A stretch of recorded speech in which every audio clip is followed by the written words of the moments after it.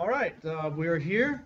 I would like for you to introduce yourself and tell the audience who you are and what do you do.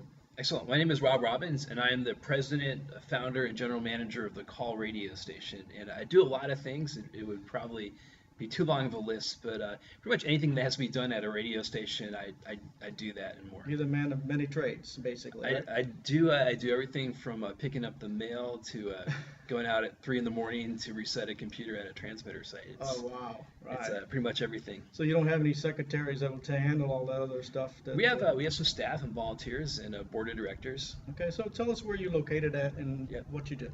Yeah, that's a pretty good question. We're actually located all over South and Southwest Florida now. The Call actually started here in the Keys back in 2000 with the first radio station on the air. Awesome. And currently we're broadcasting in Miami-Dade, Southwest Broward County, Clewiston, the Glades area, Immokalee, Moorhaven. Over on the West Coast, we're in Fort Myers, Naples. Wow. And in the Florida Keys, we're continuing to expand as well. So we're pretty much everywhere in South and Southwest Florida right now. So what type of music does the Call, or how did it begin? Yeah, that's a really good question. Let me tell you how we began first. We started back in 1994 when I was in graduate school at University of Miami, and we had a vision, and we just felt it wasn't, God didn't come out of the cloud and say, hey, do this. It was so obvious to us that we needed to have a radio station that reached lost people with the gospel message, something that they would tune into and listen to, and that would introduce them to Jesus. And so we started as a group of college students back in 1994. We were told that it was absolutely impossible, that it would never happen. You'd never be able to get a radio station, a frequency, or get on the air. But we were, I guess, naive enough, or maybe we just had enough faith that we believed that God was going to open up the doors. And I really think that's why God chooses to use young people, because maybe we don't know any better or at the time. And so we pressed on. People told us this was impossible. It ended up taking about 5 years to be able to form our organization, to be able to pray for a radio station, and for God to open up doors. But in the year 2000, we were able to sign on the air in February with our first station in Key Largo. Oh, wow, that's awesome. That is awesome. So you're now in Miami, Naples, Immokalee, Moorhaven, Yep. Clewiston. Yep.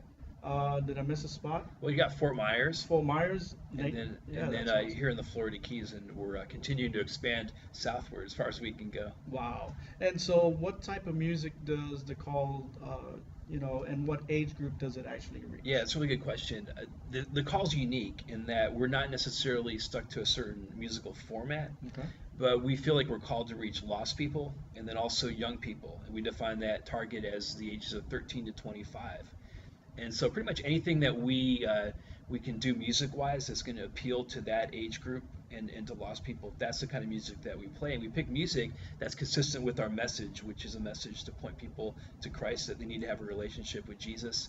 And anything that fits along that path, that's the kind of music that we play and music that people will listen to. Oh, wow, that's so great. Okay. So how can, the viewers right now are asking, or probably will be asking, okay, so you're reaching, this age group, or you're trying to reach the lost and everything. So how can anyone that is watching right now help you with this endeavor? Yeah, well, basically we're asking for people that are Christians, people that are part of the church, to really see this as a tool that they can use to reach lost people outside the walls of, the four walls of a church. The Call's out there. It's being listened to by people on their way to school, on their way to work. It's being listened to, obviously, people at home, on the internet, on apps. It's being listened to by people that are incarcerated in prisons, all over. And so the Call just goes out there. We don't really have any control of where it goes. Right. And so it's out there. And so we're asking the church to see it as a tool where they can partner up with us. Maybe they can host events at their facility, concerts and things like that. And we can invite our listeners to go and see the band that they're hearing on the radio, and then it's a good way for them to get plugged into a local church. We have a number of churches that support us. It could be anything from donating financially to just providing a space to have a transmitter or an antenna or a studio. And so there's a lot of different ways to get involved. If people own a business, that's another way that they can support the radio station and help us to reach more people. And then we can also help that business out by promoting them on the radio. Okay, cool. So they can run ads basically on your station. in that sense. Right, we're non-commercial, and so we don't necessarily call them ads. We call them underwriting. Okay. But we're basically saying, hey, look, this business supports the call radio station. Obviously, our listeners connect the dots and say, wow, that station believes in what I listen to, and believes in really doing a good thing in the community, and hopefully that'll reflect well in the business. Wow, that's awesome. So, do you go to special events, like you go take a truck out and what have you? Can you do any type of outside of fundraising for your Mhm. endeavor, for your vision? Do you help local churches and do you help other organizations to build their funding and their vision? Yeah, absolutely. We partner up with churches and nonprofit organizations. We have our station van, which we've had just for about 2 years now. And so we love taking that out as much as we can so people can see that we're there as far as a radio station.